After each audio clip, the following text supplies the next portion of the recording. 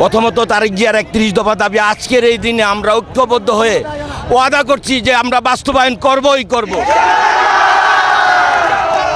আর আমাদের মুসলিম উম্মার জন্য ফিলিস্তিনিদের যেই ঘটনা হচ্ছে আমরা সবাই মিলে যদি এটার প্রতিবাদ না করি তাহলে আমরা আর মুসলমানের কাতারে রইলাম না।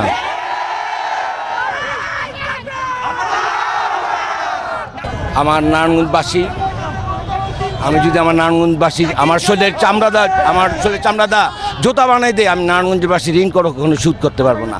আমরা রাজনৈতিকভাবে যে এই ধরনের হ্যায় প্রতিপন্ন হয়েছি শেখ হাসিনা গভর্নমেন্টের দ্বারা, আমাদের নেক্সট জেনারেশন এই ধরনের সম্মুখীন যেন না হয়, এই জন্য আমরা সর্বোচ্চ সব ধরনের ভূমিকা রাখব। আমি যদি এখানে শুয়ে পড়তে পারতাম তারপরে আমি বলতে পারতাম, হ্যাঁ এই অনুভূতি আমি এখন গিয়ে আমার মার হাতে ভাত খাবো, এটাই আমার সবচেয়ে অনুভূতি।